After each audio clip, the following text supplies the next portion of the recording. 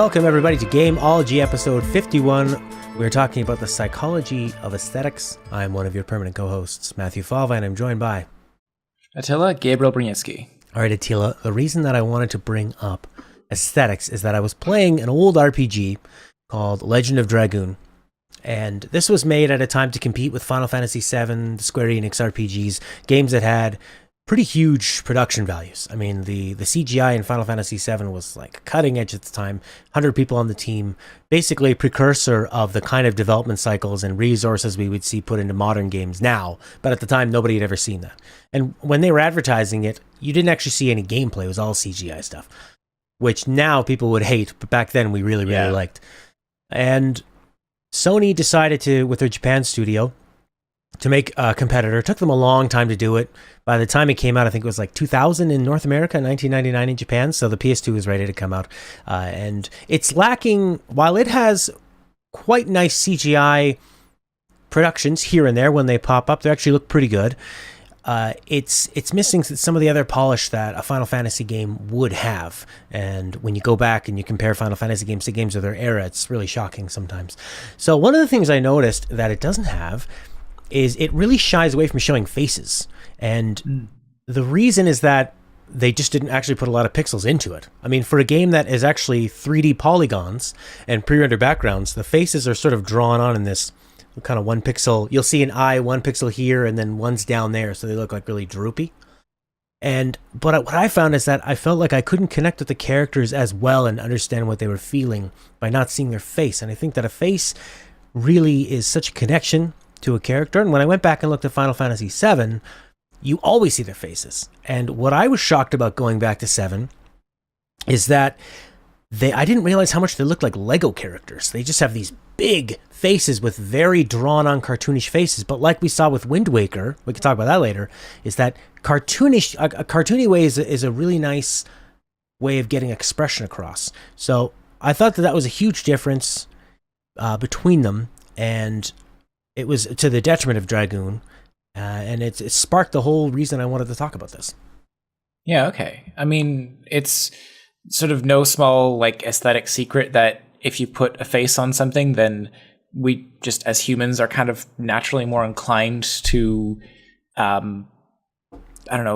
just gravitate towards it. It triggers a positive emotional response, I think is the like psychological term that people would throw around. Sure. Well, yeah, you get empathetic with it. It's hard to, I mean, it's like you see this in movies all the time. I mean, the latest Star Wars movie has a lot of animals with very cute looking faces, and it's designed huge to eyes. Yeah, just exactly huge eyes. It's something we see with Super Mario. He's got a big round face, big round eyes. He smiles all the time. He's very overly expressive. He doesn't seem evil. He doesn't have jagged, angular features and eyes and spiky hair. Yeah, everything's smooth and round. Mm-hmm. So that's and actually the director of Final Fantasy VII at the time, I think Sakaguchi, had said he went for the super deformed look for the Final Fantasy VII sort of real-time when exploring the world, because he thought he would get a lot more expression out of them. If you look at them compared to Final Fantasy VIII, where they went for more of that realistic proportions, they look realistic, but when you're on a sort of a world map or an area map and you're pulled away from the characters, you're not... You can't see it anymore. Yeah, the detail's totally lost. So they went back to that with Final Fantasy IX, and it's just one of those sort of design by limitation of what you have with your technology. I mean, it's probably why they used to use super deformed caricatures in, say, Super Nintendo and Nintendo, because they only had this little tiny pixel to work with on a very small screen, and they thought, let's just make the heads gigantic so you can get some kind of expression out of them. Yeah, I mean, you keep using the term super deformed, but it's like, I guess it's almost like a chibi aesthetic. Yes. The idea that like in sort of anime, or even just like any kind of cartoonish exaggeration of a character, the more a human being ends up resembling a baby, basically what it is. Like, sure. Babies have huge heads proportional to their body. Like an adult, I think, has like their head is 1/8 of their body, whereas a baby, I think it's 1/6. Okay, all right. Yeah, it's significant, right? And then our eyes stay the same size throughout our entire lifespan. So when you have full-size eyes in a very relatively small, well, large proportional to the body, but still a smaller head. Like there's no, question that a baby's head is smaller than an adult's head. So the eyes proportionally take up more space in the overall facial structure. So that's why we have this sort of association that large eyes looks like something that's like baby-like. And basically, we have this very strong empathetical connection to anything which seems baby-like. That's why we find these features cute. Or, again, they trigger positive emotional responses when we see them used in like character designs, game characters, just anything that anywhere where they take these features. And it's not just the head size, right? It's also like the shorter, more stocky limbs. Like obviously babies have like very sort of, they got the baby fat, right? Yeah. So they're more pudgy almost. I hesitate to use the term, but they also have not one that you see used super often, but whenever we see an animal or a baby like learning how to walk and they have that kind of like stumble to their gait, it's also kind of endearing to us. So it's not strictly visual things, it's behavioral things as well. The more something reminds us of our own young as a species, the more closely we can emotionally connect to it. Yeah, I think that babies is probably a big one because in our DNA, if we're trying to get our human race to propagate, we have exactly. So much of our primitive instincts revolve around creating more offspring and protecting them. And also, I think like what goes along with that is a sense of vulnerability or hiding something. If a character has very large eyes, they're not able to hide their expression from you and their emotions. And if they have maybe slitted eyes, you know they're evil. Or maybe they have shifty eyes because you don't know exactly what they're looking at. If you see a character that is very muscly compared to, say, if you're given a protagonist that's very weak and slender, it can seem more... If that protagonist is more vulnerable, then you might be more worried about the environment around you and get more of a sense of tension or a sense of being worried. Like... I'm trying to imagine if Mario had muscles or if he was like a superhero type character, but he's been the everyman, and he was, which is interesting because he was the sort of the game to bring that back to the mainstream market. Everybody knows Mario, and he's just nothing special. It looks like everybody's uncle, basically. And PacMan was just a giant face. You had even less to work with. And it was all face with just like a big... I mean, why is he such an endearing character? It's because he's basically smiling and acting cute. And he's kind of acting like a baby. He's just going around. All he does is eat and move. And he doesn't poop, but he does pick up pellets. Okay, I mean, yeah, sure. Like, that is definitely a characteristic of babies, the fact that they pick things up and put them in their mouths. But PacMan is like actually just... I don't know. You can... At the end of the day, like anytime we talk about psychology, it's a very like... It all becomes really hard to pin down. I guess that's the best way of saying it, is that there's when we talk about like just so much of psychology over the ages has been overturned that like we don't really have the same sort of concrete analysis of these things as we might certain other types of behaviors, just because psychology in general, humans are complex creatures, and there's always like outliers, and sometimes the act of analyzing behavior can ruin the analysis because the behaviors are influenced by the analysis. It's almost like they're our own equivalent of like trying to observe quantum effects. Yeah. So one thing that has been rather consistent, though, and this is something that I wanted to talk about, is that like as much as you can use these features to sort of take advantage of the way that we like are endeared to things, there's a couple things that we want to specifically avoid. So have you ever heard of the term? Well, I'm sure you've heard the term Uncanny Valley. Yes. And do you know what it refers to? I mean, my understanding of it is that when something is trying to look so real that you you're more apt and more likely to notice the things that aren't real. Yes, that's a great summation of it. I've got a little bit of information that I compiled on it. So the Uncanny Valley was identified by a Japanese roboticist, Masahiro Mori. And what he was looking at is the sort of emotional response that we get from when we look at a machine, when we look at something like in an assembly plant, when you have something that doesn't even look remotely human, it just triggers a baseline neutral response from people. They don't emotionally engage with it at all because it doesn't look like a living thing, much less a human thing. So that becomes the sort of like low point on your sort of data curve. Then as you start to see something that looks like a robotic arm, then that's something we can sort of, we have an association with. So, okay, arm starts to register more on like, okay, I have an arm, that machine has an arm, I get where that's going. And even if you saw a robotic arm get sort of broken in half, you might instinctively feel something towards that. Yeah, exactly. And then you start to get like, oh, you know, maybe you'll give a sort of cartoonishly blocky head to a robot with big, like rectangular eyes that light up sort of on and off. And it's a very simple, very crude, very caricatured depiction of the human form. But once you give something 2 eyes and a mouth, we recognize that as a face. And even if it's just like, you know, the sort of stock definition of like rectangular cuboid robot, that's already triggering a more positive emotional response in people because we recognize it as like, oh, this is a cute little caricature of a thing. I noticed that a lot of times when I look at cars, like at headlights and the front end of a car, or the back end of a car. Yeah, the bumper, yeah. You see, the way the bumper and then the lights are, a car can look really angry, or it can look sort of intimidating, or it can look really dopey or nice.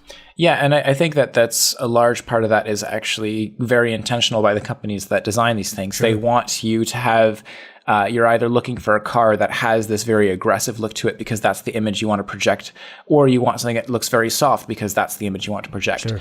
So as you continue to sort of move up on these data points that are sort of forming into an upward slope, he started to realize that, as you sort of summarized, the closer you get to something that looks human, the more we start to focus on the details that aren't human, that are distinctively like, whoa, the way its eyes move are very mechanical. It's not the same sort of fluidity that we get with a regular, the way that our facial muscles kind of slowly deform and allow our head to move around in a very like smooth and fluid way, as opposed to a robot, which might have like very jerky movements. Right. So those are the things we start to pick up on, and it freaks us out. So suddenly you go from having this very high data point for something that was not exactly human, but very human, and it has a lot of cartoonish features, that just dips all the way down. Yeah. That's so fascinating that the less it looks human, the more we're willing to fill in the gaps. And I mean, I think when you talk about imagination, I think there's so much overlap with that and video games, where throughout video games as they've evolved, there's been so much that we attribute to it. I mean, you and me have talked about playing like XCOM before on this podcast, where that game doesn't have much of an actual story. But a lot of people will have their own personal stories with it because they fill in the gaps through the actions that are happening. And that's so amazing to me that all of a sudden you go from wanting it to be realistic to all of a sudden, like I had a big thing with a realization with Horizon Zero Dawn, where it's for the most part looks pretty realistic, but then when you get to the NPCs that they didn't have enough time to be spent on, like you were saying, you get these really kind of unnatural side to side movements, and the whole time I'm just kind of constantly broken out of that immersion. Whereas I mean, like Naughty Dog and Uncharted, I was even playing Uncharted 2 last night, and the facial capture they have is still holds up so well, where they get these tiny movements in a face that, instead of breaking me from the immersion, let me know exactly what that character meant by what they said. And I mean, but you know, they approach it from a design philosophy of, let's just do a few characters very, very well, and we'll have these linear corridors and we can make everything look very, very well. Whereas Horizon Zero Dawn was trying to fill up a whole world. Right, and that's where you're starting to actually break out. Like, it wouldn't be called the valley unless there was another peak to the far side of it. Okay. So once you have this like perfectly mapped facial motion capture system, or I think the term is now performance capture, because you're not just capturing like the kinesthetic, like the body movement, you're actually capturing an actor's entire performance. Yeah. So the term motion capture is almost antiquated unless you're just talking about the sort of like limbs moving around in space. So when you have all these data points, you're capturing far more detail than someone could ever approximate. Like you're never going to have an animator create this perfect lifelike semblance in the same way that you can just capture by using all the motion tracking dots on someone's face. And that's where you have studios like Pixar. They are riding high on the sort of, if we're going from left to right this entire time, and the extreme right is the sort of performance capture where that's the highest, we've climbed back out of the valley. Pixar is riding high on that peak that came just before the valley, because they have very obviously caricatured designs, and they have emotions that play across these characters' faces, but they're also exaggerated. Like they're exaggerated in a very intentional way to match the facial features of these cartoon characters. Mm-hmm. Because if you tried to map realistic human expression onto a cartoon face, that looks really creepy. And if you tried to map cartoon features onto a human face, oh my god, like that movie Battle Angel? I forget the name of it, but it's so creepy. Okay. Have you seen this? Battle Angel? Oh, it's a new movie that's coming out. I saw it advertised. I saw a trailer for it recently, and every image of the character, for some reason, they tried to give her anime eyes, but in real life. Oh god, so she just has huge eyes. It's terrifying. Oh right, okay, I'm looking at that now. Yeah. It's disgusting. Yeah. And I don't know why they would do that. They are breaking so many fundamental rules of that's just, you've gone from making a character which looks appealing because it has large eyes to you've gone straight down to the bottom of the valley. This is unsettling. It's uncanny. It's not at all what we want to see out of a protagonist character. No, and judging, just judging from what I've seen in the trailer, it seems like she's supposed to be more of a sympathetic character, but instead it's maybe she should get torn apart. Let's start over. It's definitely if you're supposed to be rooting for this character, now I feel more like Kill It With Fire. Yeah. So kind of missed the mark on that one. Right. So you've got the performance capture. Yeah. So that is the whole point, is that if you perfect the sort of the ability to replicate human features, if we can create an android that behaves and looks exactly like a human, then suddenly our emotional response to that escalates potentially even higher than the greatest peak that you could achieve on the other side of the valley. Because now we have something that looks and behaves, speaks, acts like a human, so we react to it in the same way as we would any other human.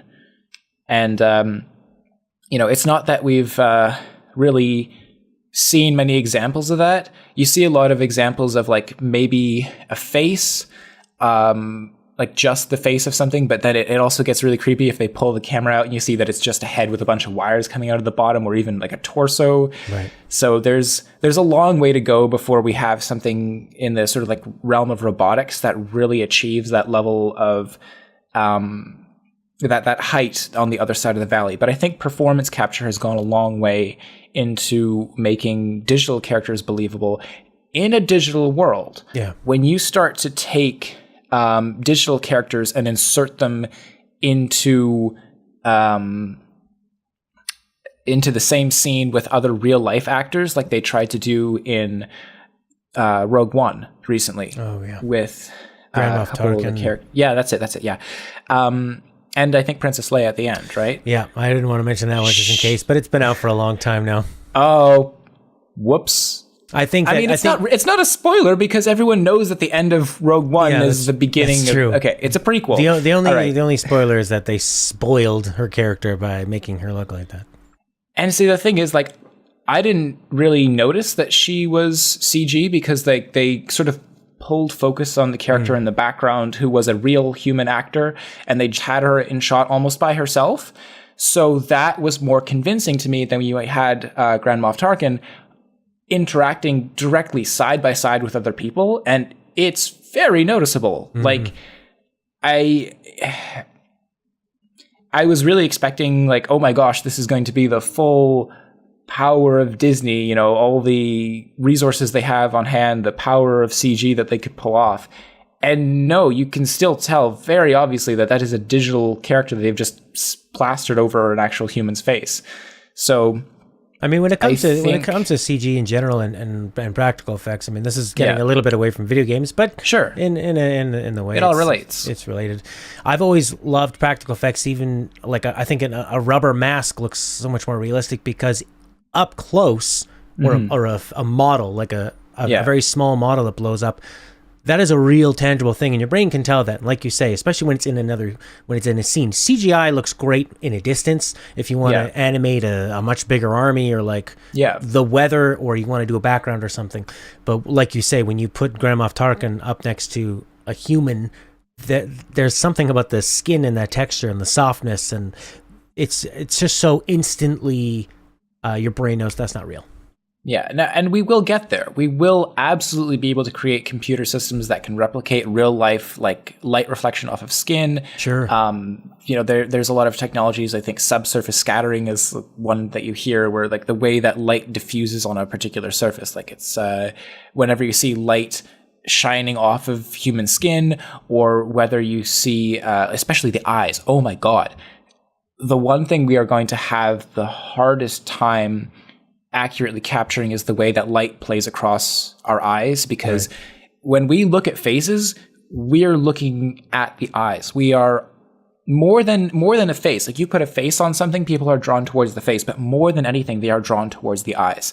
And that is where we're going to have the most difficulty, because we scrutinize eyes more than any other aspect of a like something that is being like shown to us, I guess. It's hard to say, but again, as you sort of said, we could have this like very realistic looking character in the background, but when you sort of zoom in and pull focus on them, and you focus so that it's cropped on their face, okay, but the moment that you zoom in, like to get just maybe the eyes in profile, that's where we can really see like the limits of this technology. You almost need like a separate higher polygon count model just for that region of the face, because if you're going to be zoomed in that far, then there's just so much more detail that's necessary. Yeah, and that might be something that we see. I mean, I was playing through Metal Gear Solid 2 today, the remaster of it, and you can see where the faces are of a certain quality, because Kojima knew back then, and how they did with the remaster, that is what people are going to be looking at. And then maybe the camera flips down lower. Actually, same with Uncharted.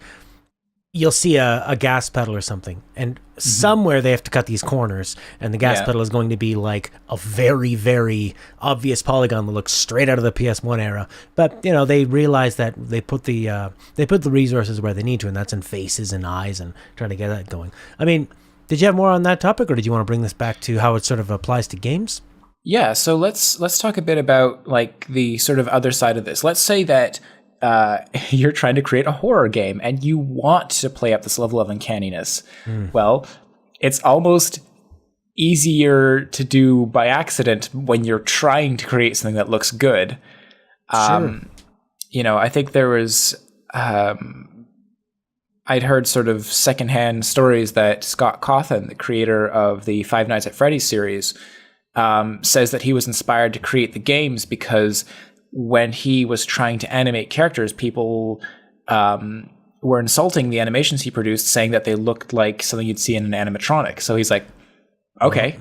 And then he creates these characters that are now incredibly recognizable under the guise of being horror, and actually playing into that, the fact that these are animatronics.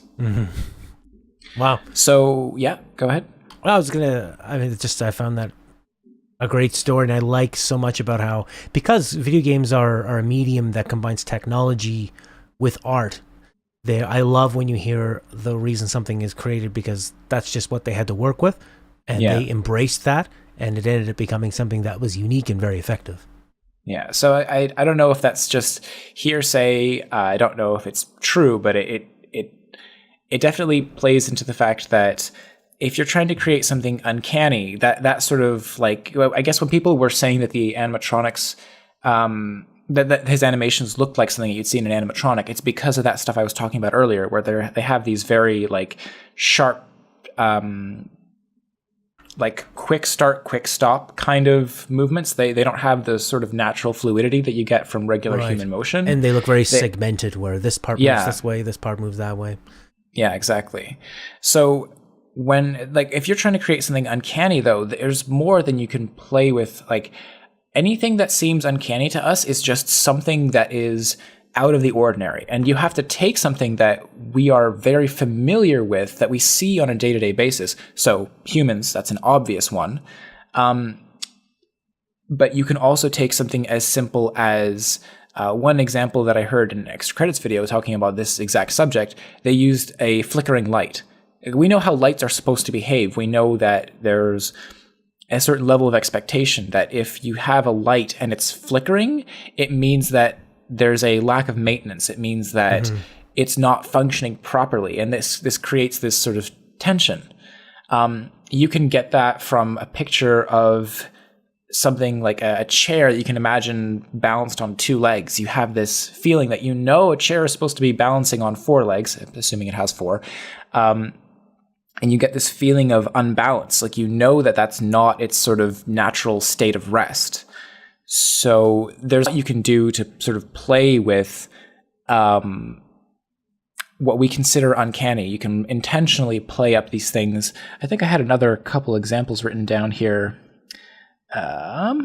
Let's see. I mean, like if you see a bridge and it's missing a few planks along the way, or it has the rope, say it's a drawbridge and it's got a frayed rope, anything that looks sort of in disrepair or but I mean, that can also make things look more realistic and more lived in. I mean, early sci-fi, everything looked brand new because they had just built it for the movie. Yeah. And it made things look very sterile. And you saw with Alien and Star Wars, they created universes that looked lived in. And that was a lot of times because George Lucas had a lot of his props, I think, destroyed or lost in the beginning and had to just find a bunch of junk and put it all together. So the other couple examples I brought is like something as benign as like a portrait that's askew, which is probably going to trigger an OCD response in more people than an uncanny response, but it's something, it does trigger a very strong emotional response. Like, we expect things to be lined up properly. So when you start playing with angles and deliberately skewing things, or having playing with like playback speed of things. If you have something like, if we imagine a bouncing ball, we have a very distinct idea of the way gravity behaves on Earth. So when you start like messing with the speed of something, or you have even just like a heavy object floating in space in a way that it really doesn't look like it should be able to float, you can there's a lot of very simple tricks you can use to start really laying this bedrock, I guess, for a proper horror experience. That's this, it's all to say that the same psychological tricks that we want to use in a positive aspect to play up how much people enjoy or get positive emotional responses out of something, we can also use those same tricks, and in a way it's much easier to get in a negative emotional response from someone, assuming that's what you want. That's true. Yeah, I mean, it's easier to go freaky and go weird. I mean, basically, a lot of beauty comes, like our perception of beauty is from symmetry. Yeah. Whereas if you see somebody and everything is lined up, I mean, people generally don't like the idea of a very big nose or one eye smaller than the other. Or when you say somebody they have a big nose, that's only in proportion to their face. They might have the same size nose as somebody else who is considered to have the perfect nose. But also, you can end up losing, when something is too symmetrical, you can lose any sort of personality or quality to it. I was looking at, you see a lot of games advertised on, say, mobile stores, for example, and they'll have some kind of generic-looking RPG-type heroine or hero. And I was looking at it, I thought, like, what makes it so different from, say, looking at a character from a game that I know of or that I would want to get to know? And I think it's not the imperfections, but straying from complete symmetry to create something a little bit interesting about that character that makes you want to find out more about them, or that makes them seem, because I mean, humans, we generally look quite a bit different from each other. If you just go up and people watch, you see that there's all shapes and sizes. If you go to a pool, we see we're all a bunch of lumpy weirdos. So I think in putting that into a game as well, you can create a bit more of a human feel to it. Yeah, absolutely. If everyone's just this sort of like copied from the perfect template sort of thing, that you get an emotional disconnect from the audience. Yeah, I find that sometimes with a lot of anime. And I played through Tales of Xillia, and a lot of the characters, it can be hard to, there's not a lot to tell them apart at first blush until they start talking a lot more, and then you start to get to know them. But at first, I mean, it's like when people first see a picture of the Beatles and they can't tell them apart. And then once you've known them for a while, you realize, like, how could you ever? But it's, yeah, I think that you need to walk that line where you want them to be pleasing and you want them to be vulnerable, you want them to emote. You want them to put across what you're trying to put across as a writer to evoke that emotional response, but remembering to put in a bit of character. Yeah, because again, like game design is all about creating an experience. So you should be very careful so that your intentions, like the experience that you end up creating, is in line with what you meant to do in the first place.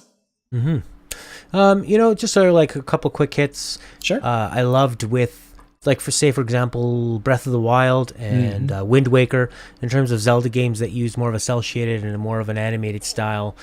I mean, the most expressive we've probably ever seen Zelda's in Wind Waker with that big cartoony face. Yeah. And those are the two ones that hold up the most over time. Twilight Princess or, say, Ocarina of Time, that went for kind of a more realistic style in a way. Big polygons. They were impressive at the time, but, you know, they quickly age because that technology moves so fast and it's so easy to see where the problems are. And it's, I think I played what was it last night? Beholder. It's a game where you play, it's kind of like Papers, Please mixed with This War of Mine. It's it's trying to portray a dark, war-torn Eastern European area, and they use pencil drawing and charcoal, and these characters get so many, they're basically all black, but because they use the charcoal and the pencil, you get varying levels of black, and it fits perfectly with the game. It's trying to portray not just a world of gray area, but basically varying shades of evil, and how far can a person go down an evil path if what they're doing is maybe in the service of helping their family. And I think that art style really, really works well to serve that purpose. Yeah, I mean, color psychology is its entirely own like branch of things. Like we've talked about the sort of like human model sort of side of things, but we could talk at length about the way colors are used to like help reinforce, draw people towards things, draw people away from things, all that sort of stuff. I mean, in Uncharted, they do a great job of making the world look very realistic, and all they do is they saturate areas you can climb with color a lot more, and it makes it basically, it's like looking at a lit path. It's like the yellow brick road without being too unnatural. But that also came out at a time when, after Grand Theft Auto 3, it became the cool thing to do to make all of your games look very brown and very gritty and very realistic. And after a while, that gets so tiring where it's, you know, it doesn't have to be there for everything. Right, exactly. All right, we all out of stuff to talk about? I think so for now. Hey, that was a lot of fun. Thanks for bringing all those great examples in. I feel more equipped to talk about the Uncanny Valley, and I'll think about this every time I'm playing games. That was episode 51. You can find this on the Blue Screen Productions website as an audio podcast and under iTunes. And there's a YouTube version of it at a 90s Kid YouTube channel at 90skid.com. My name's Matt. I write and make videos for a 90s Kid. You can find my Twitter at GameThinkTalk. How about you, Attila? You can follow me on Twitter at BluishGreenPro or my personal handle, Attila Gabriel. You can also submit questions or feedback about the show on my website, bluishgreenproductions.com. And yeah, if you can take a moment to leave a review for us on iTunes, that would be great. It really helps us know that you're interested and want to hear more. It does. It helps us with ranking, and then more people will watch and we'll be more motivated to make even more episodes. Although I think at this point, nothing's going to stop us. All right, thanks everybody. Thanks a lot. Bye-bye. Bye for now.